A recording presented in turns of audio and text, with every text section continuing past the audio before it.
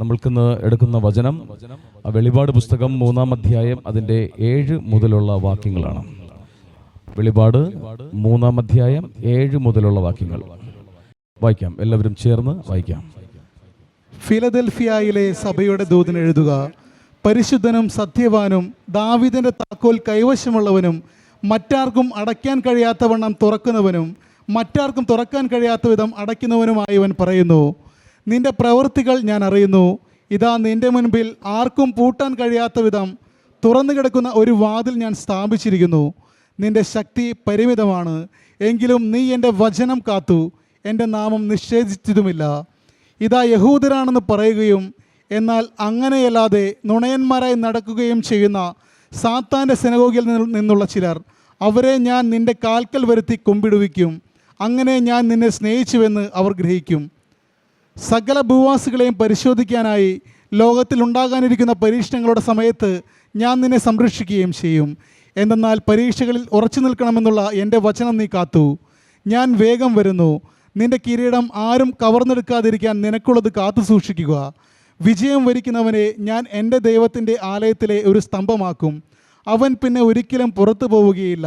അവൻ്റെ മേൽ എൻ്റെ ദൈവത്തിൻ്റെ നാമവും ദൈവസന്നിധിയിൽ നിന്ന് സ്വർഗം വിട്ട് ഇറങ്ങി വരുന്ന പുതിയ ജെറുസലേമാകുന്ന ദൈവനഗരത്തിൻ്റെ നാമവും എൻ്റെ പുതിയ നാമവും ഞാൻ എഴുതും.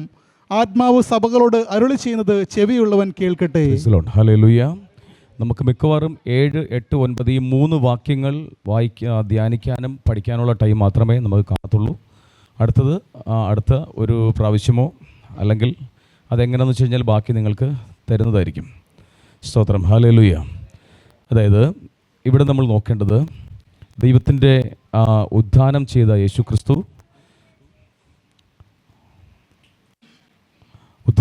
യേശുക്രിസ്തു ഒറ്റയ്ക്ക് ആയ യോഹന്നാൻ്റെ മുമ്പിൽ വന്ന് തന്നെ വെളിപ്പെടുത്തി ഒരു സഭകളുടെ ദൂതുകൾ കൊടുക്കുന്ന കാര്യങ്ങളാണ്.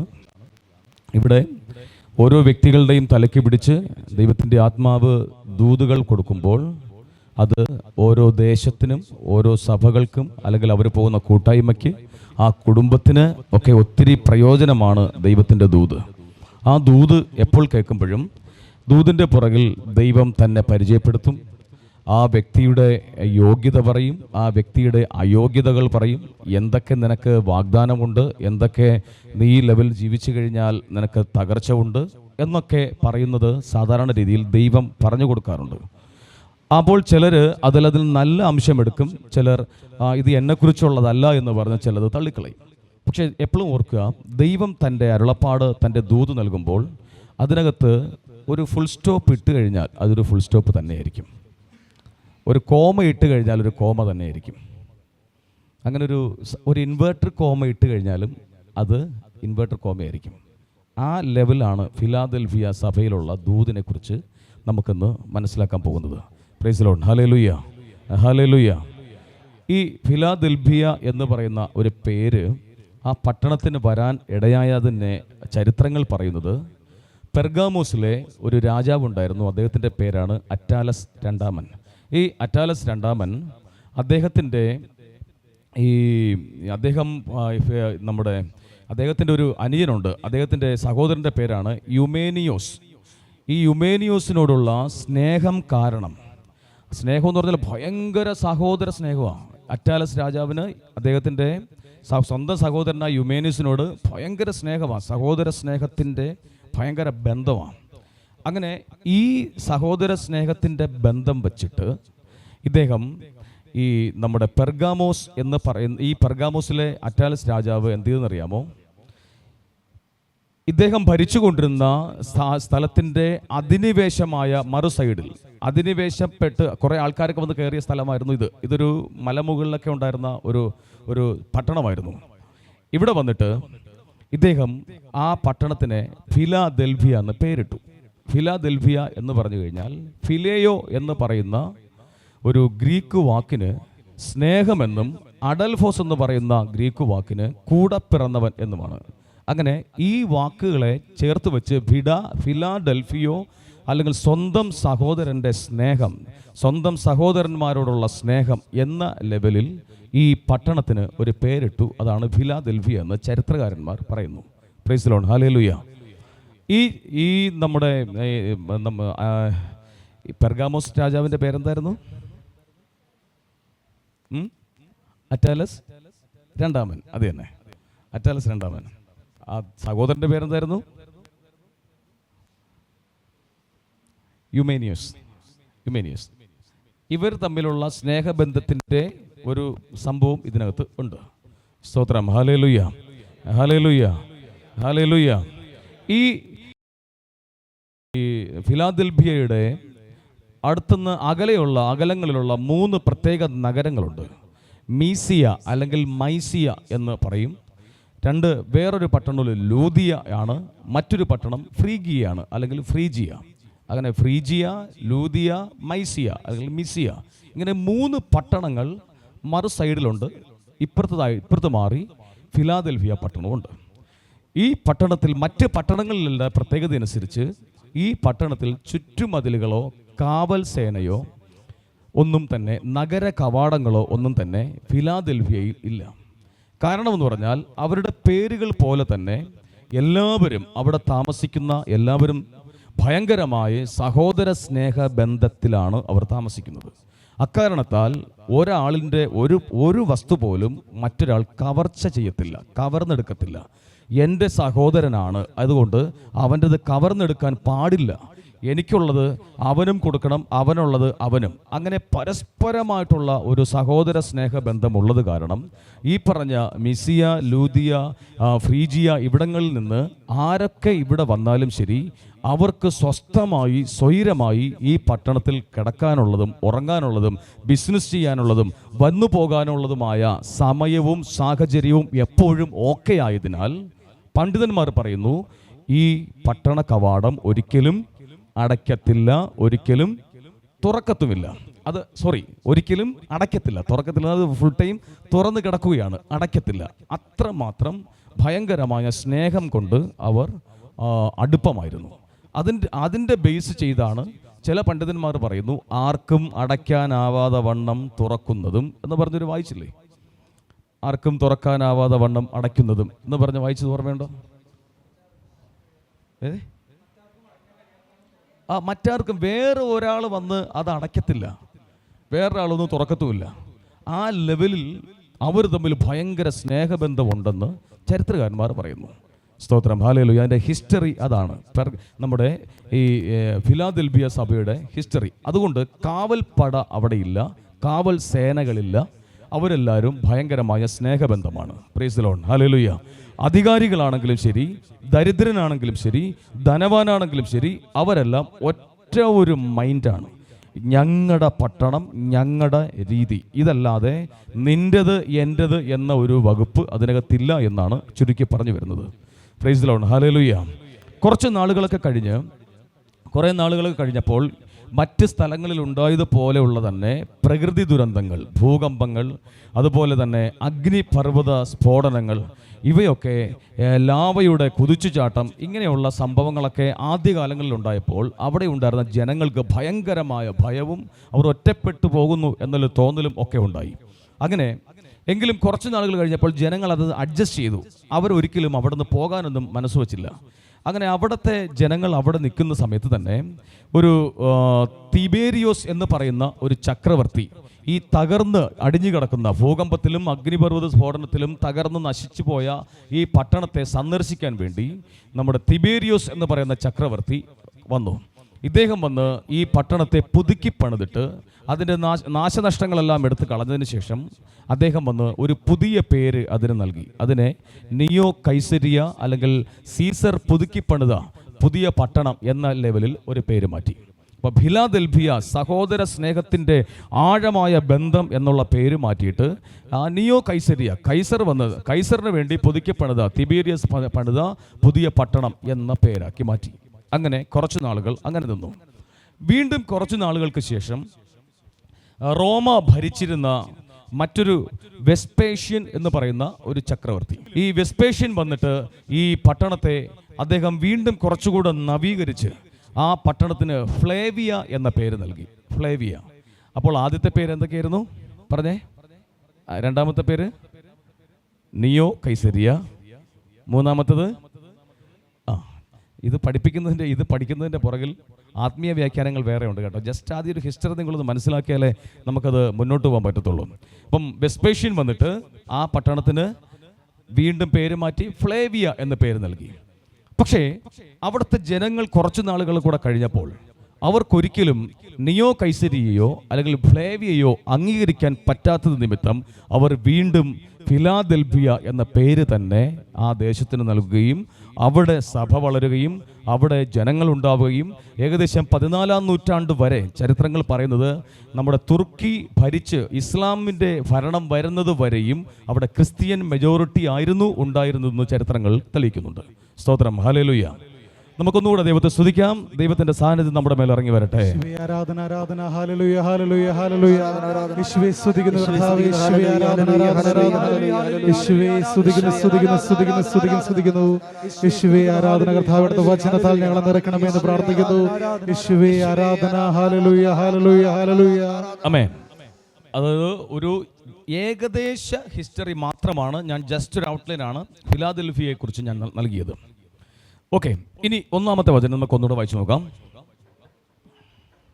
ഫിലദൽഫിയയിലെ സഭയുടെ ദൂതൻ എഴുതുക, പരിശുദ്ധനും സത്യവാനും ദാവീദിന്റെ താക്കോൽ കൈവശമുള്ളവനും മറ്റാർക്കും അടയ്ക്കാൻ കഴിയാത്തവണ്ണം തുറക്കുന്നവനും മറ്റാർക്കും തുറക്കാൻ കഴിയാത്ത വിധം അടയ്ക്കുന്നവനുമായവൻ പറയുന്നു. ആമേൻ.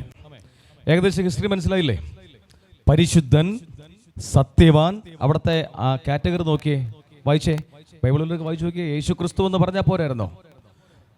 യോഹന്നാന്റെ കൂടെ സംസാരിക്കുന്ന ആരാണ് വന്നിട്ടിപ്പോ? യേശു അല്ലേ? അപ്പോൾ യേശു ക്രിസ്തു എന്ന് മാത്രം പറഞ്ഞാൽ പോരായിരുന്നോ? യേശുവായ ഞാൻ നിന്നോട് പറയുന്നു എന്ന് പറഞ്ഞാൽ പോരെ? പിന്നെന്തിനാ ഇത്രയും ഐഡന്റിറ്റി കൊടുക്കുന്നത്? ആ ഐഡന്റിറ്റികളൊന്ന് നോക്കിക്കേ. പരിശുദ്ധനും സത്യവാനും ദാവീദിന്റെ താക്കോൽ കൈവശമുള്ളവനും മറ്റാർക്കും അടയ്ക്കാൻ കഴിയാത്തവണ്ണം തുറക്കുന്നവനും മറ്റാർക്കും തുറക്കാൻ കഴിയാത്ത വിധം അടയ്ക്കുന്നവനുമായവൻ പറയുന്നു. ഇത്രയും എന്തിനാ ഐഡന്റിറ്റി സ്വയം അങ്ങ് പറയുന്നത്? ഇവിടെ വന്ന് പരിചയപ്പെടുത്തുമ്പോൾ എല്ലാം ഇത്രാം വയസ്സിൽ ഇന്നെടുത്ത് പഠിച്ച എന്ന് പറഞ്ഞ് പരിചയപ്പെടുത്തും. അങ്ങനെ പരിചയപ്പെടുത്തേണ്ട ആവശ്യമുണ്ടോ? ഞാൻ ഇന്നയാളിൻ്റെ മകൻ, ഇത്രയും പറഞ്ഞാൽ പോരെ? ഇന്നെടുത്ത് താമസിക്കുന്നു. പിന്നെ എന്തിനാ ഈശോ വന്നിട്ട് ഇത്രയും അവിടെ തൻ്റെ ഐഡന്റിറ്റി പറയുന്നത്? ആദ്യത്തെ വാക്കെന്താണ്? പരിശുദ്ധൻ. ഇവിടെ അറ്റാലസ് രണ്ടാമൻ വന്ന് ഈ ദേശത്തെ കെട്ടിപ്പണിത് സഹോദര സ്നേഹമൊക്കെ ഉള്ള വ്യക്തിത്വം എന്നൊക്കെ പറഞ്ഞുള്ള സംഭവങ്ങളൊക്കെ ആക്കി ഇങ്ങനെ മുന്നേറുമ്പോൾ എല്ലാ ജനങ്ങളുടെയും എല്ലാ ഹിസ്റ്റോറിയന്മാരുടെയും അകത്ത് ഇതുപോലെ ഒരു പരിശുദ്ധനായ, ഇതുപോലെ ഒരു സ്നേഹമുള്ള, ഇതുപോലെ യോഗ്യനായ ഒരു വ്യക്തി വേറൊരാളില്ല എന്നുള്ളത് അവിടുത്തെ പട്ടണത്തിൻ്റെ ഒരു മുഖവരിയായിരുന്നു. ഏതോ ഒരു നല്ലൊരു ഭരണാധികാരി അല്ലെങ്കിൽ ഏതോ നല്ലൊരു രാജാവ്, രാഷ്ട്രീയമാകാം, അല്ലെങ്കിൽ കുടുംബം ആകാം, അദ്ദേഹത്തിൻ്റെ മനസ്സിലുണ്ടായിരുന്ന ദീർഘവീക്ഷണമാണ് തൃശ്ശൂരിന് അതിൻ്റെതായ ഒരു അടിസ്ഥാനമുണ്ടായത്. ശരിയല്ലേ? കുറച്ചൊക്കെ തൃശ്ശൂരിനെ കുറിച്ചുള്ള ഹിസ്റ്ററി പഠിക്കുന്ന ഒരാൾ ആ വ്യക്തികളെക്കുറിച്ച്, അവർ നൽകിയ സംഭാവനകളെക്കുറിച്ച് അവർ വാദോരാതെ പറയും. അപ്പോൾ അവർ നമുക്ക് വേണ്ടി ഒന്നും ചെയ്തില്ലെങ്കിലും നമ്മുടെ നാട് എന്നുള്ളൊരു സംഭവത്തിൽ നമുക്ക് അവർ പ്രധാനപ്പെട്ട ഒരാളായിരിക്കും. ഇതേ സെയിം ഇതിൻ്റെ വേറൊരു തരത്തിലാണ് ഈ അറ്റാലസ് രണ്ടാമനെയും യുമേനിസ് നമ്മുടെ അദ്ദേഹത്തിൻ്റെ സഹോദരനെയും ഒക്കെ എല്ലാവരും വർണ്ണിച്ചിരുന്നത്. അപ്പോൾ ഇവിടെ ഒരു മനുഷ്യനെ ദൈവമായി അല്ലെങ്കിൽ ദൈവത്തിൽ നിന്ന് കിട്ടുന്നതിനേക്കാൾ വലുതായി ഒരു ഭരണാധികാരിയിൽ നിന്ന് ഇത്രയും കിട്ടിയല്ലോ എന്നുള്ള വിളിപ്പേരുകളും ഒക്കെയായി നടക്കുമ്പോൾ സഭകൾ പോലും അതിങ്ങനെ പറയും, ഇന്ന ഭരണമായതുകൊണ്ട് നമുക്ക് സ്വന്തമായി ശുശ്രൂഷ ചെയ്യാം, മറ്റേ ഭരണമാണെങ്കിൽ ഇപ്പോൾ ഇവിടെ എല്ലാം തല്ലി തകർത്തേനെ എന്ന് പലരും പറയത്തില്ലേ? എന്നതുപോലെ രാജാക്കന്മാർ ഇത്രയും സ്വൈരമായ ഒരു ഇടം നമുക്ക് നൽകി, ഇത്രമാത്രം നമുക്ക് പ്രശ്നമില്ല, ഔട്ട്സൈഡിൽ നിന്നുള്ള ശത്രുക്കളില്ല. കാരണം ഇവിടെ എല്ലാം നമുക്ക് ആ ലെവലാണ് നമ്മുടെ സംസ്കാരം. ഇങ്ങനെ സെറ്റായിരിക്കുന്നിടത്താണ് സഭ വളരുമ്പോൾ ഒരു പക്ഷേ സഭയ്ക്കകത്തും ഈ ലെവലിലുള്ളതായ വാക്കുകൾ, വർത്തമാനങ്ങൾ ഉണ്ടാകും. സഭയ്ക്കകത്തും ഇന്ന ഭരണമായതുകൊണ്ട്, ഇന്ന ലെവലായതുകൊണ്ട് നമ്മൾ സെക്യുലറായി പോകുന്നു, നമ്മൾ കുഴപ്പമില്ലാതെ പോകുന്നു എന്ന ഒരു ആരുടെയെങ്കിലും ഒരാളിൻ്റെ അകത്ത് കത്താൻ ഇടയായാൽ അതിനെ പൊളിക്കാൻ വേണ്ടിയിട്ട് ജീവിക്കുന്ന ദൈവം വന്ന് പറയുന്ന കാര്യമാണ് നമ്മൾ ഇനി ഒന്നാമത്തെ വാക്യത്തിൽ കേൾക്കുന്നത്. എന്താണ്? പരിശുദ്ധനും സത്യവാനും ആയവന്റെ അരുളപ്പാട്. Praise God, hallelujah. ഏതൊരു ദേശത്താണെങ്കിലും ഏതൊരു സഭയാണെങ്കിലും നിലനിൽക്കുന്നതിൻ്റെ പുറകിൽ ദൃശ്യമായി നമ്മൾ കാണുന്ന കുറച്ച് വ്യക്തികളുണ്ടെങ്കിലും അതിനേക്കാൾ അപ്പുറം അദൃശ്യമായ ദൈവത്തിൻ്റെ ആത്മാവ് ഒരു വീടിനോ ഒരു ഹാളിനോ ചുറ്റും നിന്നാൽ മാത്രമേ അതിന് സംരക്ഷണം കിട്ടത്തുള്ളൂ. അല്ലാതെ മനുഷ്യനിൽ നിന്ന് വല്ല സംരക്ഷണം വരുന്നത്. മനുഷ്യനിൽ നിന്ന് സംരക്ഷണം വരത്തില്ല. ദൈവം കൃപയാൽ ആ വ്യക്തിയെ ഉപയോഗിക്കുമ്പോഴാണ് ആ വ്യക്തി നമുക്ക് അനുകൂലമായി നിൽക്കുന്നത്. ദൈവത്തിൻ്റെ കൃപയാണ്, നമുക്ക് കാണാൻ പറ്റത്തില്ല. അദൃശ്യമായിട്ടുള്ള ആ കൃപയാൽ നമുക്ക് ഓപ്പോസിറ്റ് നിൽക്കുന്ന ഒരു ടീമിനെ, ഓപ്പോസിറ്റ് നിൽക്കുന്ന ഒരു സംസ്കാരത്തെ ദൈവം തുടരുത് എന്ന് പറഞ്ഞ് അതിരുകെട്ടി നിർത്തിയത് കാരണമാണ്.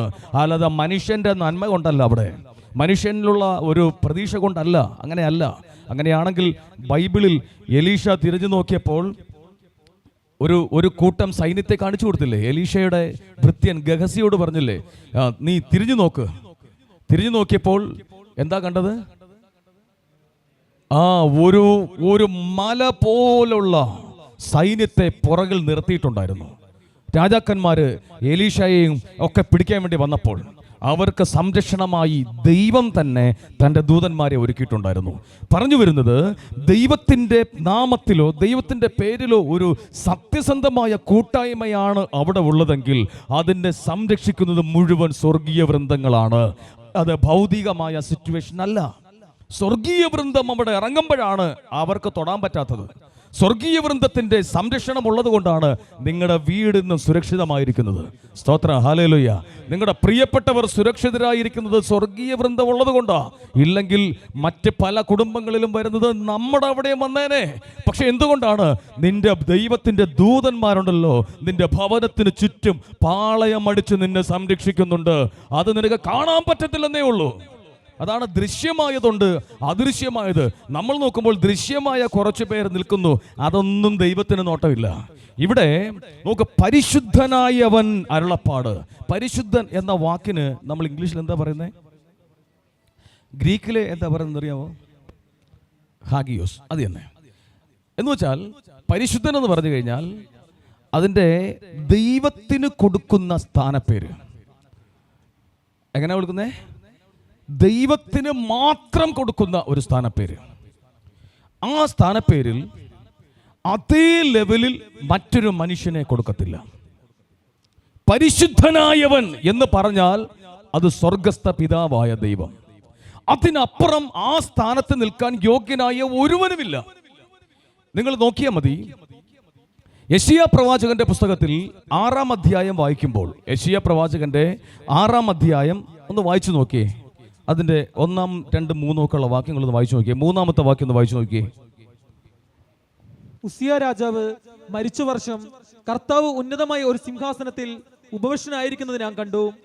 അവിടുത്തെ വസ്ത്രാഞ്ചലം ദേവാലയം മുഴുവൻ നിറഞ്ഞു നിന്നു.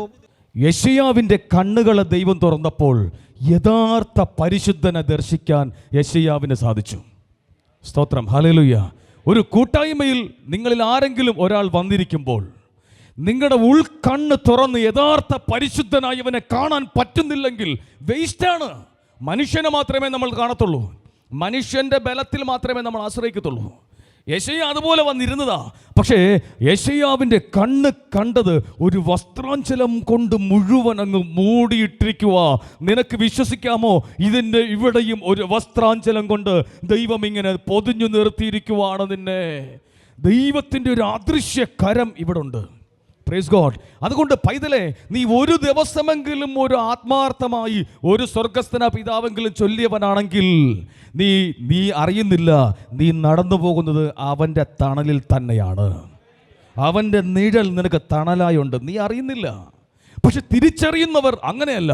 തിരിച്ചറിയുന്നവർ വീണ്ടും ഇരിക്കും ദൈവത്തിൻ്റെ പരിശുദ്ധി എന്താണെന്ന് കാണാൻ. സ്തോത്ര, ഹല്ലേലൂയ. ദൈവത്തെ സ്തുതിക്കാമോ? നിന്റെ കണ്ണുകളൊന്ന് വിട്ടുകൊടുത്തേ. നിനക്ക് ദൈവത്തിന്റെ എന്ത് അനുഭവിക്കാൻ പറ്റിയിട്ടുണ്ട്? നിനക്ക് ദൈവത്തിന്റെ എന്ത് രുചിച്ചറിയാൻ പറ്റിയിട്ടുണ്ട്? നിനക്ക് ദൈവത്തിന്റെ എന്ത് സാന്നിധ്യം കൂടെ ഉണ്ടെന്ന് മനസ്സിലാക്കാൻ പറ്റിയിട്ടുണ്ട്? അനേകരെ പോലെയാണോ നീ, അതോ നീ വ്യത്യസ്തനാണോ? അനേകരെ പോലുള്ള പ്രാർത്ഥനയാണോ, അതോ നിന്റെ പ്രാർത്ഥനയിൽ സത്യമുണ്ടോ? നീ പ്രാർത്ഥിക്കുന്നതിൽ കുറച്ച് സത്യമായ കാര്യങ്ങൾ നീ ആഗ്രഹിക്കുന്നുണ്ടോ? അങ്ങനെയെങ്കിൽ നിന്റെ കണ്ണുകളിൽ, നിന്റെ ദൃശ്യമായ കണ്ണുകളിൽ ചില കാര്യങ്ങളെ ദൈവം നടത്തി തരും. സ്തോത്രം. ദൈവത്തെ സ്തുതിച്ച് നിന്റെ വീടിനെ ഒന്ന് സമർപ്പിച്ച് യേശുവേ ആരാധന ആരാധന ആരാധന ആരാധന. കർത്താവേ സ്തുതിക്കുന്നു കർത്താവേ, ഞങ്ങളുടെ ഭവനങ്ങളെ സമർപ്പിച്ച് പ്രാർത്ഥിക്കുന്നു. സ്തോത്രം. Hallelujah hallelujah hallelujah hallelujah. ഇവിടെ ഈ ദൈവത്തെ കണ്ടതും ദൈവത്തിൻ്റെ ശബ്ദം കേട്ടതും യെശയ്യാവിന് മനസ്സിലായി യെശയ്യ ഒന്നുമല്ലെന്ന്, യെശയ്യ ആരുമല്ലെന്ന് അപ്പോഴാണ് മനസ്സിലായത്. നമ്മളിൽ ചിലർക്ക് നമ്മൾ ആരോ ആണ്, നമ്മൾ ആരൊക്കെയോ ആണ്, നമ്മുടെ ബാക്ക്ഗ്രൗണ്ട് എന്തൊക്കെയോ ആണ്. ഇത് നമ്മൾ മനസ്സിലാക്കി വെച്ചിട്ടുള്ളതാ. അത് എൻ്റെ കുടുംബ പേരറിയാമോ? എന്നാ ചെല്ലുന്നിടം പീവോ, ഇങ്ങനെ വച്ചേക്കുക നമ്മൾ എന്തോ ആണെന്ന്. പക്ഷെ നീ എന്താണ് എന്ന് അറിയണമെങ്കിൽ ഒന്നുകിൽ നീ ദൈവത്തിൻ്റെ ശബ്ദം കേൾക്കണം, അല്ലെങ്കിൽ നീ ദൈവത്തിൻ്റെ ആ കൃപ കാണണം. യെശയ്യ കണ്ടതും യെശയ്യാവിന് മനസ്സിലായി, ഇത്രയും നാൾ എന്തോ ആണെന്ന് കരുതി ഞാൻ ആരൊക്കെയോ ആണെന്ന് കരുതിയിരുന്നു. ദൈവത്തിൻ്റെ സ്ഥാനത്ത് മറ്റാരൊക്കെയോ ആണ് എന്തോ എന്ന് കരുതിയിരുന്നു. പക്ഷേ അവരിൽ കാണാത്ത മറ്റൊരു കാര്യം എനിക്ക് കാണാൻ പറ്റി. എന്നിലുള്ള കുറവെന്താണെന്ന് എനിക്ക് വ്യക്തമായി കാണാൻ പറ്റി. എന്താണ് യെശയ്യാവിനുള്ള കുറവ്? ദൈവത്തെ കണ്ടതും യെശയ്യ പറഞ്ഞു, അയ്യോ, ഞാൻ അശുദ്ധിയുള്ളവനാ, അശുദ്ധിയുള്ള അധരമുള്ളവനാ. കൂടാതെ എൻ്റെ കുടുംബം മുഴുവനും അശുദ്ധിയുള്ള അധരങ്ങളുള്ളവരുടെ മധ്യേയാണ് എൻ്റെ പിതൃകുടുംബം മുഴുവനും. എനിക്കിത് കാണാൻ പറ്റത്തില്ല. സ്വന്തം കുറവ് വ്യക്തമായി മനസ്സിലാകണമെങ്കിൽ അവൻ സഭയിലെ മെമ്പറായ പോരാ, അവൻ ക്രിസ്തുവിനെ കണ്ടിരിക്കണം. അപ്പോഴേ അവൻ്റെ കുറവ് അവന് വ്യക്തമാകത്തുള്ളൂ. സ്തോത്ര. ഹല്ലേലൂയ. സഭയിലുള്ള മെമ്പറായിട്ട് കാര്യമില്ല, അവൻ ക്രിസ്തുവിനെ കണ്ടോ, അവൻ്റെ കുറവ് എന്താണെന്ന് കണ്ട നിന്റെ കുറവ് നിനക്കറിയാൻ പറ്റും. അപ്പോൾ മുതൽ നീ ഏത് സാഹചര്യത്തിലും ജീവിക്കാൻ ബലപ്പെടും. അതുവരെയും എല്ലാ സാഹചര്യത്തിൽ നിന്നും എല്ലാവരും ഒന്നും ബലപ്പെടത്തില്ല. ഇപ്പം നമ്മുടെ കറണ്ട് അങ്ങ് പോട്ട്, AC അങ്ങ് പോട്ട്, എല്ലാം കട്ടാകട്ട്. കർത്താവേ, തൊണ്ട വയ്യ, പോകല്ലേ, അടുത്ത മാസം വേണമെങ്കിൽ പോട്ടെ. നിങ്ങൾ ശ്രദ്ധിച്ചേ, നമ്മുടെ അവസ്ഥ എന്തായിരിക്കും? സാഹചര്യം നമുക്ക് പ്രതികൂലമായി. പത്രോസിന് ആ കടലിലും കൊണ്ടിരുന്നപ്പോഴേ, കർത്താവ് ഇവിടെ നിന്ന് ഉറങ്ങുന്ന സമയത്ത് സാഹചര്യം പ്രതികൂലമായി. അതുവരെ ബലവാനെന്ന് പറഞ്ഞിരുന്ന പത്രോസ് ഡൗണായി, ശിഷ്യർ ഡൗണായി. കാരണം അവർ കണ്ടത് ഒരു മനുഷ്യനെയാണ്. അവൻ്റെ ദൈവത്വത്തെ കാണാൻ അവർക്ക് കണ്ണു തുറന്നില്ല ആ സമയത്ത്. ഹലോ, ഞാൻ പറഞ്ഞ മനസ്സിലായോ? നിങ്ങൾ യേശുവിനെ വിളിക്കുന്നുണ്ട്, യേശുവിൻ്റെ നാമത്തിൽ നിങ്ങളുടെ മേൽ സൗഖ്യം വരുന്നുണ്ട്, നിങ്ങളുടെ മേൽ കൃപകൾ വളരുന്നുണ്ട്. പക്ഷേ വളരുന്നതനുസരിച്ച് നിങ്ങളുടെ ആത്മീയത വളരുന്നില്ല. നിങ്ങളിൽ വരുന്ന അല്ലെങ്കിൽ നിങ്ങൾ കണ്ട ദൈവിക സാന്നിധ്യം അനുസരിച്ച് നിങ്ങളിൽ മാറ്റം വരുന്നില്ല. അപ്പോൾ നീ കണ്ടത് കേവലം ഒരു ഡോക്ടറിൻ്റെ സ്ഥാനത്ത്, കേവലം ഒരു വായ്പ തരുന്ന ഒരു യജമാനൻ്റെ സ്ഥാനത്ത്, അതിനപ്പുറം ഒരു ദൈവികതയെ കാണാൻ പറ്റിയിട്ടുണ്ടെങ്കിൽ ഉറപ്പായിട്ടും നിന്റെ ലൈഫിൽ മാറ്റം വന്നേനെ. Hallelujah, hallelujah. ഇത് നമ്മളുടെ ഒരു ഇടനിലക്കാരൻ്റെ സ്ഥാനത്ത് ഏതെങ്കിലും ഒരു ദൈവദാസന്മാരോ അല്ലെങ്കിൽ പ്രാർത്ഥനയുള്ള അപ്പം നിൽക്കുന്നു. അമ്മ മക്കൾക്ക് വേണ്ടി അപ്പനോട് പറഞ്ഞു, നിങ്ങൾ ഇന്ന വിഷയത്തിനോട് പ്രാർത്ഥിക്കുക. ശരി, മക്കൾ തോന്നിയ ദിവസം പോലെ നടക്കട്ടെ, അപ്പം പ്രാർത്ഥിക്കും. ഈ ലെവലിൽ നിൽക്കുന്ന ഒരു സംഭവം മാത്രമേ ഉള്ളൂ. ഈ അപ്പനോടുള്ള വിശ്വാസത്തെയും സ്നേഹത്തെയും പ്രതി ദൈവം ചെയ്തു കൊടുക്കും. ഈ ചെക്കനോ അല്ലെങ്കിൽ ഈ പെങ്കൊച്ചോ ദൈവത്തെ അറിയുമോ? അറിയത്തില്ല. അവർക്കിങ്ങനെ ഒരു ATM മെഷീൻ്റെ രീതിയായിപ്പോയി കർത്താവിൻ്റെ ലെവൽ. പക്ഷേ അങ്ങനെയുള്ളവൻ്റെ ഒന്നും കണ്ണുകളൊന്നും ദൈവത്തെ കാണത്തില്ല കേട്ടോ. സ്തോത്രം, കാണത്തില്ല. ഇതങ്ങനെയുള്ളവർ മനുഷ്യന് വില കൊടുക്കുമ്പോൾ മനുഷ്യനെ ബഹുമാനിക്കണം കേട്ടോ. പക്ഷെ ദൈവത്തിന് കൊടുക്കേണ്ട അതേ വില മനുഷ്യന് കൊടുക്കരുത്. ദൈവം വേറെയാണ്. Hallelujah, hallelujah, hallelujah, hallelujah. ഇവിടെ യെശയ്യ കണ്ടതും യെശയ്യ നിലവിളിച്ചു, അദൃശ്യമാണ്. ഇതാ എൻ്റെ കണ്ണുകൾ, ഓ ദൈവമേ, നിൻ്റെ ശബ്ദം ഒക്കെ കേട്ടപ്പോൾ എൻ്റെ കുറവ്, ഉടൻ തന്നെ നിലവിളിച്ചു, ദൈവമേ, ഇതാ ഞാൻ, എൻ്റെ കുടുംബം ഇതൊക്കെയാ. അന്നേരം എന്താണ് സംഭവിച്ചത്? പറഞ്ഞേ, എന്താ സംഭവിച്ചത്? ദൈവത്തിൻ്റെ മുമ്പിൽ തൻ്റെ കുറവ് ഏറ്റു പറയാൻ യെശയ്യാ മനസ്സ് വച്ചപ്പോൾ ദൈവം ഒരു സെറാബിനെ വിട്ട് തന്നെ ശുദ്ധീകരിക്കാൻ ഇടയാക്കി. ഒരു സെറാബിനെ വിട്ട് സ്വർഗത്തിലുള്ള അഗ്നി കൊണ്ടുവന്ന് നിന്റെ കുടുംബത്തിൽ നിന്ന് വന്ന അശുദ്ധികളെ അഴിച്ചു മാറ്റി ശുദ്ധി ചെയ്യാൻ സ്വർഗത്തിലുള്ള അഗ്നിക്കേ പറ്റത്തുള്ളൂ. അങ്ങനെ സെറാബ് ആരാധിച്ചു കൊണ്ടിരുന്ന ഒരു സെറാബിനോട് പറഞ്ഞു, പോയി അവനെ, എന്നെ കണ്ടവനെ, ഈ പരിശുദ്ധൻ പരിശുദ്ധൻ പരിശുദ്ധൻ എന്നുള്ള ശബ്ദം കേട്ടവന്റെ ശരീരത്തിൽ കൊണ്ടുപോയി ഈ അഗ്നി വയ്ക്ക്, അവൻ ശുദ്ധി പ്രാപിക്കട്ടെ. എന്നിട്ട് ഈ ശുദ്ധി പ്രാപിച്ചു കഴിഞ്ഞ സമയത്ത് ചോദിച്ചു, ആര് എനിക്ക് വേണ്ടി പോകും? ആരെ ഞാൻ അയക്കും? സ്തോത്രം, ഹല്ലേലൂയ. ഓരോ ദർശനങ്ങളുടെയും പുറകിൽ ദൈവത്തിന് ഓരോ പദ്ധതിയുണ്ട്. ഓരോ ദർശനത്തിൻ്റെയും ഓരോ പ്രവചനങ്ങളുടെയും പുറകിൽ വൻ പദ്ധതിയാണ് അത്യുന്നതനായ ദൈവത്തിനുള്ളത്. പ്രിയപ്പെട്ടവരെ, ഇവിടെ യെശയ്യാ നിലവിളിച്ച് യെശയ്യാ കേട്ട അതേ ശബ്ദം തന്നെ ഇവിടെ യോഹന്നാന്റെ മുമ്പിൽ വന്നു നിന്ന് പറയുകയാണ്, ഞാൻ പരിശുദ്ധനാണ്, ഞാൻ സത്യവാനാണ് എന്ന് പറഞ്ഞാൽ സാധാ ഒരു മനുഷ്യനെ പോലെ അല്ല യോഹന്നാനെ ഞാൻ. അന്ന് യെശയ്യാവിനെ മാറ്റിയെടുത്ത് അവനെ ശുദ്ധി ചെയ്യാൻ കഴിവുള്ള അതേ ദൈവം തന്നെയാണ് ഞാൻ. വാക്ക് മാറാത്തവനാ, ഒറ്റ വാക്കേ ഉള്ളൂ എനിക്ക്. ഈ പട്ടണത്തെ, ഈ സഭയെ ഇവിടെ നിലനിർത്തുന്നത് മനുഷ്യൻ കൊണ്ടുവന്ന സമാധാനത്താലല്ല, പകരം ഞാൻ എൻ്റെ പരിശുദ്ധി ഇതിനകത്ത് വന്നതുകൊണ്ടാണ് ഇവിടെ സമാധാനം നിലനിൽക്കുന്നത്. ഹല്ലേലൂയ. നമ്മുടെ വീട്ടിൽ സമാധാനം നിലനിൽക്കുന്നത് എന്തുകൊണ്ടെന്നറിയാമോ? ഉപവാസവും പ്രാർത്ഥനയും വചന കേൾവിയും ഉള്ളത് കൊണ്ട് മാത്രമാ. അല്ലാതെ പണം വന്നത് കൊണ്ടോ ലോണ് കിട്ടിയത് കൊണ്ടോ അല്ല സമാധാനം നിലനിൽക്കുന്നത്. രോഗം മാറിയത് കൊണ്ടല്ല, ദൈവം നിന്റെ വീട്ടിൽ വന്നത് കൊണ്ടാണ്. നിന്റെ വീട്ടിലൊരു ശത്രു തുറന്ന് കയറാത്തത് എന്തുകൊണ്ടാ? നിനക്ക് ഇടവും വലവും നിൽക്കുന്നവർ ശത്രുക്കളാകാത്തത് എന്തുകൊണ്ടാ? പരിശുദ്ധനായവൻ നിന്റെ വീട്ടിൽ നിഴലായി നിൽക്കുന്നത് കൊണ്ടാണ്. ഹല്ലേലൂയ. വിശ്വസിക്കാൻ പറ്റുമോ നിങ്ങൾക്ക്? ദൈവത്തെ സ്തുതിച്ചേ. ആരാധന ആരാധന ആരാധന. യേശുവേ സ്തുതിക്കുന്നു സ്തുതിക്കുന്നു സ്തുതിക്കുന്നു സ്തുതിക്കുന്നു സ്തുതിക്കുന്നു. യേശുവേ ആരാധന ആരാധന ആരാധന. നമ്മുടെ വീട്ടിൽ നിൽക്കുന്ന ദൈവ സാന്നിധ്യം നമ്മുടെ ശരീരത്തിൽ ആ പരിശുദ്ധി നിറയട്ടെ. നീ ആത്മാർത്ഥമായാണ് പ്രാർത്ഥിക്കുന്നതെങ്കിൽ നിന്റെ ശരീരത്തിലെ അശുദ്ധിയെ അവൻ ഇപ്പോൾ അഴിച്ചു മാറ്റിത്തരും. നിന്റെ ശരീരത്തിലെ അശുദ്ധമായ രോഗങ്ങളെ അവൻ ഇപ്പോൾ എടുത്ത് ദൂരം കളയും. ആത്മാർത്ഥമായാണ് പ്രാർത്ഥിക്കുന്നതെങ്കിൽ ആ പ്രാർത്ഥനയിൽ സ്വർഗത്തിൽ നിന്ന് ഇപ്പോൾ ഒരു അഗ്നി ഇറങ്ങി വരട്ടെ. അഗ്നി ഇറങ്ങി വരട്ടെ. അഗ്നി വ്യാപരിക്കട്ടെ. ദൈവത്തിന്റെ അഗ്നി ഇറങ്ങട്ടെ. ദൈവത്തിന്റെ ശക്തി ഇറങ്ങട്ടെ. ദൈവത്തിന്റെ സാന്നിധ്യം ഇറങ്ങട്ടെ എന്ന് പ്രാർത്ഥിക്കുന്നു. Hallelujah, hallelujah, hallelujah. ഇനി ഈ ദൈവത്തിന്റെ പരിശുദ്ധി മനസ്സിലാക്കിയപ്പോഴോ, ഈ ദൈവത്തിന്റെ സാന്നിധ്യം മനസ്സിലാക്കിയപ്പോഴോ, ദൈവം യഥാവാനായ ദൈവമായി ആരുടെയൊക്കെ മുമ്പിൽ വന്നോ അവർക്കെല്ലാം അവരുടെ കുറവുകൾ തിരിച്ചറിയാൻ പറ്റി. Praise God, hallelujah. അവർ പിന്നീട് വേറൊരു തരത്തിലാണ് അവരുടെ ലൈഫ് മാറിയത്. പ്രിയപ്പെട്ടവരെ, നമ്മൾ ഇവിടെ വന്നിരിക്കുമ്പോൾ നമ്മൾക്ക് അങ്ങനെ ഒരു ആഗ്രഹം വേണം കേട്ടോ. നിങ്ങൾ എവിടെ പോയിട്ട് വന്നു എന്ന് ചോദിച്ചു. അത് ഞങ്ങളിങ്ങനെ 2 ശിഷ്യന്മാരുണ്ട്. നിങ്ങൾ എവിടെ പോയിട്ട് വന്നു? ഓ, ഞങ്ങളിങ്ങനെ നടന്നപ്പോൾ ഒരുത്തനെ പരിചയപ്പെട്ടു, ഒരാളെ കണ്ടു. ആരെ? നസറത്തുള്ള യേശുവിനെ.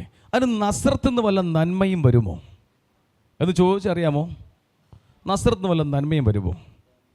അടുത്ത് വേറൊരു കൂട്ടർ കണ്ടവരെ, മിശിഹായെ ഞങ്ങൾ കണ്ടു എന്ന് പറഞ്ഞപ്പോൾ മറ്റൊരു കൂട്ടർ വല്ല നന്മയും നസറത്ത് നിന്ന് വരുമോ? എവിടെ നിന്നാണ് വരേണ്ടത് നന്മ വരേണ്ടത്? നന്മ എവിടെ നിന്നാണ് വരേണ്ടത്? ജെറുസലേമിൽ, ബെത്ലഹേമിൽ നിന്ന്. ജെറുസലേമിൽ പ്രവാചകൻ അങ്ങനെയാണ് പറഞ്ഞിട്ടുള്ളത്. അപ്പം നസറത്ത് നിന്നും വരത്തില്ല. അപ്പോൾ നീ കണ്ടത് മിശിഹായൊന്നും അല്ല. ഇങ്ങനെ ഓപ്പോസിറ്റ് ആക്കുന്ന ഒരു കൂട്ടർ. മറ്റൊരു കൂട്ടർ 2 പേർ പോയി, ഗുരു നീ എവിടെ താമസിക്കുന്നേ? അപ്പോൾ ഗുരു പറഞ്ഞു, വാ വാ എൻ്റെ കൂടെ വാ, വന്ന് കാണും. വിളിച്ചു കൊണ്ടുപോയോ? ഹലോ, കൊണ്ടുപോയോ? 2 കൂട്ടരെ വഴിയിൽ ബ്ലോക്ക് ചെയ്തു. 2 കൂട്ടരോട് വാ, ഞാൻ താമസിക്കുന്നിടം കാണിച്ചു തരാം, വാ, കൊണ്ടുപോയി. അടുത്ത് മൂന്നാമതൊരാൾ, പേര് സ്നാപക യോഹന്നാൻ. ഇങ്ങനെ അദ്ദേഹത്തിൻ്റെ 2 ശിഷ്യന്മാർ നിൽക്കുക.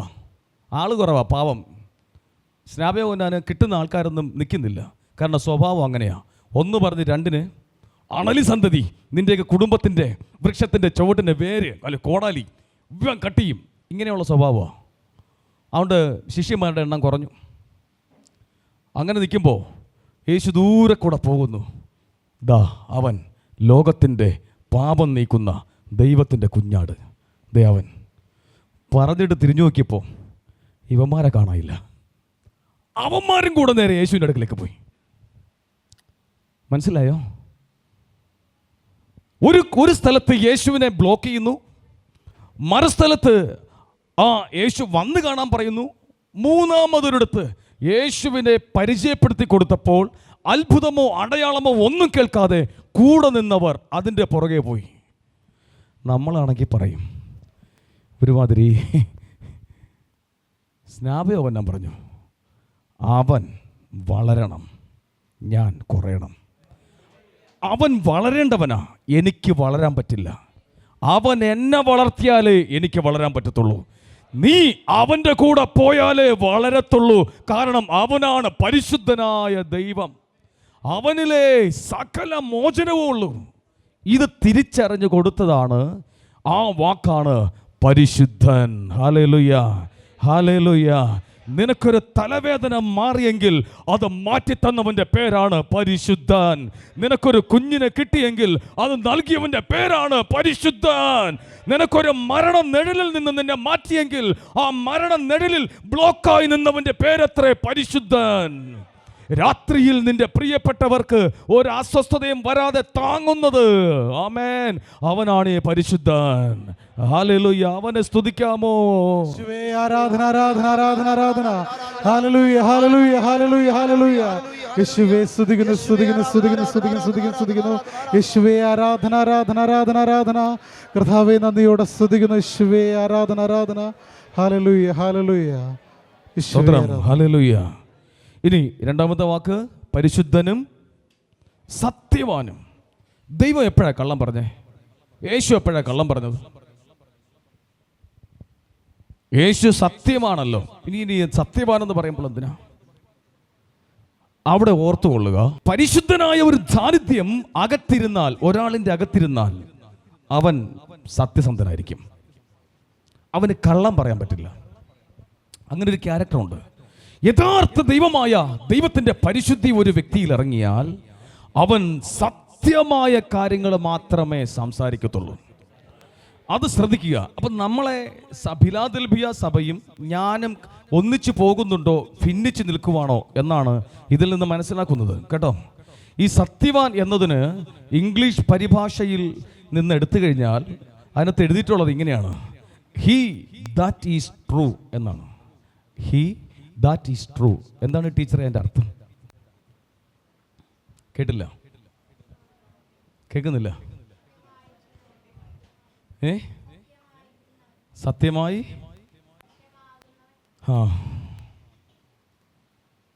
എന്താണ് ഡോക്ടറെ എൻ്റെ അർത്ഥം?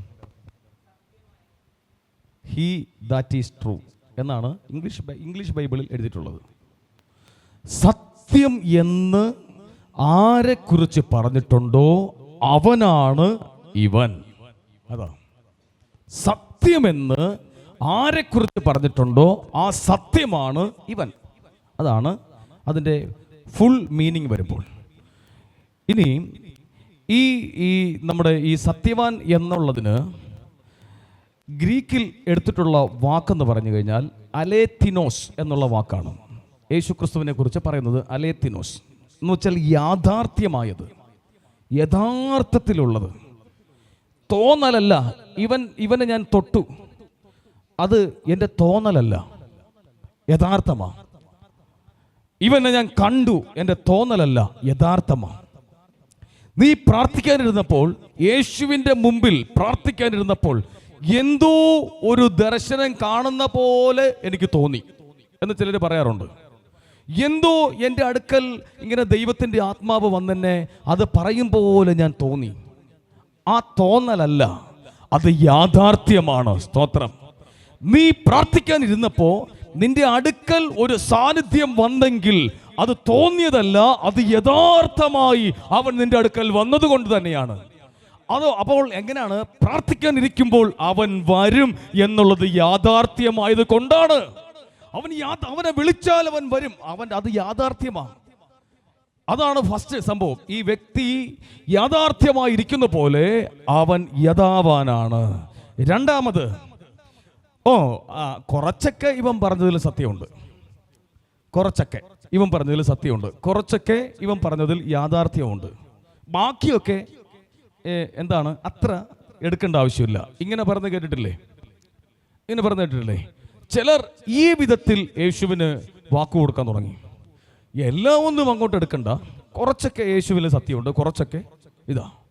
പക്ഷേ ബൈബിൾ യേശുവിനെ കുറിച്ച്, അല്ലെങ്കിൽ യേശുവിനെ കണ്ടവർ യേശുവിനെ കുറിച്ച് എല്ലാം പോട്ട് യേശു തന്നെ കുറിച്ച് പറയുന്നത് ഞാൻ സത്യവാൻ എന്ന് വെച്ച് കഴിഞ്ഞാൽ കുറച്ചല്ല സത്യം, ഒരല്പമല്ല അതിനകത്തുള്ള യാഥാർത്ഥ്യം. പകരം എത്ര സത്യം എന്നൊരു കാര്യമുണ്ടോ അത് സമ്പൂർണമായിരിക്കുന്നവനാണ് ഞാൻ.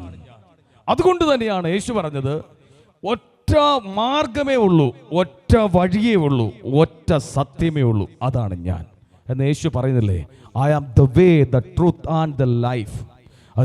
യേശു ക്രിസ്തു തന്നെ കുറിച്ച് പറയുന്നതാ, എന്നിലൂടെ അല്ലാതെ മറ്റൊരു സത്യം നീ കേൾക്കത്തില്ല. മറ്റെന്തെങ്കിലും നീ കേട്ടത് സത്യമാണെന്ന് പറഞ്ഞാൽ അത് സത്യവുമല്ല. സ്തോത്രം. സത്യം എവിടെയുള്ളൂ? യേശുവിലേ ഉള്ളൂ. സത്യം എവിടെയുള്ളൂ? യേശുവിനെ രക്ഷകനും നാഥനുമായി സ്വീകരിക്കുന്നവരിലേ സത്യമുള്ളൂ. അതിനപ്പുറത്തേക്ക് സത്യമില്ല. കുറച്ചൊക്കെ നമ്മൾ ഈ പറയുന്ന കൂട്ടുണ്ട്, അത് യേശുവല്ല. കുറച്ചൊക്കെ യാഥാർത്ഥ്യം, കുറച്ചൊക്കെ എന്നുള്ളത് യേശുവല്ല, അത് വേറെയാ. പക്ഷെ ഫുൾ യാഥാർത്ഥ്യം എന്ന് പറഞ്ഞാലും സത്യം എന്ന് പറഞ്ഞാലും ആരിലാണോ സമ്പൂർണമായിരിക്കുന്നത് അവന്റെ പേരാണ് യേശു. ഹല്ലേലൂയ. അവന്റെ രണ്ടാമത്തെ ഐഡന്റിറ്റിയാണ് പരിശുദ്ധനും സത്യവാനും. ആമേൻ. മൂന്നാമത്തെ ഐഡന്റിറ്റിയിലേക്ക് വരുമ്പോൾ ദാവീദിന്റെ താക്കോൽ, അത് തുറന്ന വാതിൽ, താക്കോല് കൈവശം വയ്ക്കുക, അതൊരു അധികാരമാണ്. ഏത് താക്കോലാ? വീട്ടിൽ നിന്ന് ഇറങ്ങുമ്പോൾ നമ്മളിങ്ങനെ നോക്കും, വണ്ടി ലോക്ക് ചെയ്യുമ്പോൾ വണ്ടി കൊണ്ടിട്ട് നമ്മൾ നോക്കും, താക്കോലെടുത്തോ നമ്മൾ നോക്കും, നമ്മൾ നോക്കാറുണ്ട്. അങ്ങനെയുള്ളൊരു മെറ്റൽ അല്ല ഈ പറയുന്ന താക്കോല്. നമ്മുടെ തമിഴ് ഭാഷയിൽ താക്കോലിനെ പറയുന്നത് എന്താണെന്നറിയാമോ? തമിഴിലോ ആണോ? ചാവി എന്നാണോ? തിറവുകോൽ എന്നാ. തിറവുകോൽ എന്ന് വെച്ചാൽ അതിനർത്ഥം, നിങ്ങൾ ഇപ്പോഴത്തെ തമിഴായിരിക്കും പറഞ്ഞു, ഞാൻ പഴയ തമിഴാണ് എടുത്തത്. ഓക്കെ. തുറക്കുവാനുള്ള ആയുധം എന്നാണ് അതിൻ്റെ അർത്ഥം. തിറവുകോലിൻ്റെ മീനിങ് എന്താണ്? തുറക്കുവാനുള്ള ആയുധം. അതാണ് അതിൻ്റെ ഫുൾ മീനിങ് വരുന്നത്. Price the Lord. നമുക്ക് ദൈവത്തെ സ്തുതിക്കാം, യേശുവേ ആരാധന, ഹല്ലേലൂയ, ഹല്ലേലൂയ, ഹല്ലേലൂയ. യേശുവേ ആരാധന, ആരാധന, ആരാധന, ആരാധന, ആരാധന, ആരാധന. അവിടുത്തെ വചനത്താൽ ഞങ്ങളെ നിറയ്ക്കണമെന്ന് പ്രാർത്ഥിക്കുന്നു. Hallelujah, hallelujah, hallelujah. യേശുവേ ആരാധന, ആരാധന, ആരാധന. ആമേൻ. അതായത് പത്രോസിന്റെ താക്കോലേൽപ്പിക്കുന്നില്ലേ, ആ ഭാഗമാണ്. അപ്പോൾ ഞാൻ എഴുതി വെച്ച വചനത്തിന്റെ ഇത് മാറിപ്പോയി. പത്രോസിനോട് പറയുന്നില്ലേ 16:19. സ്വർഗരാജ്യത്തിന്റെ താക്കോലുകൾ നിനക്ക് ഞാൻ തരും. നീ ഭൂമിയിൽ കെട്ടുന്നതെല്ലാം സ്വർഗത്തിലും കെട്ടപ്പെട്ടിരിക്കും, നീ ഭൂമിയിൽ അഴിക്കുന്നതെല്ലാം സ്വർഗത്തിലും അഴിക്കപ്പെട്ടിരിക്കും. സ്വർഗരാജ്യത്തിന്റെ താക്കോലുകൾ നിനക്ക് ഞാൻ തരും. പത്രോസിനോട് പറയുക, ഭൂമിയിൽ നീ താക്കോൽ വെച്ച് കെട്ടാൻ പറ്റുമോ? ഇല്ല. താക്കോൽ വെച്ച് അഴിക്കാൻ പറ്റുമോ? ഇല്ല. പക്ഷേ ഇതിൻ്റെയൊക്കെ മലയാളം അർത്ഥം ഇങ്ങനെ വരുമ്പോഴും അതിൻ്റെ മീനിങ് വേറെയാണ്. സ്തോത്രം. ഹല്ലേലൂയ. സ്വർഗരാജ്യത്തിന്റെ താക്കോല് കൊണ്ട് നീ ഭൂമിയിൽ ഒരുവന്റെ ജീവിതത്തെ നീ തുറന്നാൽ, ഒരു ശാപത്തിൽ നിന്നും, ബന്ധനത്തിൽ നിന്നും, പാപത്തിൽ നിന്നും പുറത്ത് കടക്കാൻ പറ്റാതെ വണ്ണം ഒരുവൻ ഭൂമിയിൽ ഉള്ളപ്പോൾ അവനെ പുറത്ത് കടത്താൻ വേണ്ടിയിട്ട് സ്വർഗരാജ്യത്തിന്റെ താക്കോല് കൊണ്ട് നീ തുറന്നാൽ അവന്റെ പാപവും ശാപവും ബന്ധനവും ഞാൻ തുറക്കാൻ മുകളിൽ ഉറപ്പായിട്ടും തന്നിരിക്കും. അപ്പോൾ നീ തുറക്കണം. അതാ ദൈവത്തിന്റെ മുമ്പിൽ ഒരു ദൈവദാസൻ വന്ന് തുറക്കണം. തുറക്കുമ്പോഴാണ് പത്രോസ്, നീ ഭൂമിയിൽ കെട്ടിയാൽ ഞാൻ കെട്ടാം, നീ ഭൂമിയിൽ അഴിച്ചാൽ ഞാൻ അപ്പോ അവിടെ രണ്ടാമതൊരു അധികാരമാണ്. രണ്ടാമതൊരു അധികാരത്തിന്റെ സംഭവം പറയുക എന്ന് വെച്ചാൽ എന്താ അർത്ഥം? ഫിലാദൽഫിയ സഭയിൽ ഫുൾ ടൈം ഗേറ്റ് തുറന്നിരിക്കും, കാവലില്ല. അതുകൊണ്ട് ആർക്ക് വേണമെങ്കിലും എപ്പോഴും വരാം, സമാധാനമുള്ളതാ, സത്യമാണ്, അതാണ് അതിന്റെ ഭൂപ്രകൃതി. എന്നാൽ ജീവിക്കുന്ന ദൈവത്തിന്റെ മുമ്പിൽ അങ്ങനെ എല്ലാവർക്കും വന്ന് കയറാൻ പറ്റത്തില്ല. ജീവിക്കുന്ന ദൈവത്തിന്റെ മുമ്പിൽ എല്ലാവർക്കും വന്ന് അങ്ങനെ അന്തി ഉറങ്ങാൻ പറ്റത്തില്ല. ജീവിക്കുന്ന ദൈവത്തിന്റെ അനുഗ്രഹം എല്ലാവരുടെ മേലും വരത്തുമില്ല. ജീവിക്കുന്ന ദൈവത്തെ ആരൊക്കെ വിശ്വാസത്താൽ കാണുമോ അവർക്കൊക്കെയാണ് ഇതിന്റെ അധികാരം കിടപ്പുള്ളത്. ആരൊക്കെ ദൈവത്തെ ഏറ്റെടുക്കുമോ അവനിലാണ് ഇതിന്റെ സാന്നിധ്യം കിടപ്പുള്ളത്. ഇല്ലാത്തവർ അന്തി ഉറങ്ങി തിരിച്ചു പോകുന്ന അവസ്ഥയായിരിക്കും. നാട് നിനക്ക് വേണ്ട, നിന്റെ നാടും നിന്റെ ഉപദേശവും അവിടെ മതി, ഇങ്ങോട്ട് വേണ്ട. ഈ ലെവലിൽ ചിലരങ്ങ് അടച്ചു. നിങ്ങളിൽ ചിലർ പ്രാർത്ഥനയ്ക്ക് പോകുമ്പോൾ പരിഹസിക്കുന്ന മറ്റു ചിലരെ പോലെ അവരും യേശുവിൻ്റെ മിനിസ്ട്രിയെ പരിഹസിച്ചു. പക്ഷേ സ്വർഗത്തിലെ ദൈവം വെറുതെ ഇരുന്നില്ല. പത്രോസിന്റെ കയ്യിൽ ഈ താക്കോല് കൊടുത്തു. എന്നിട്ട് തുറന്നോളാൻ പറഞ്ഞു.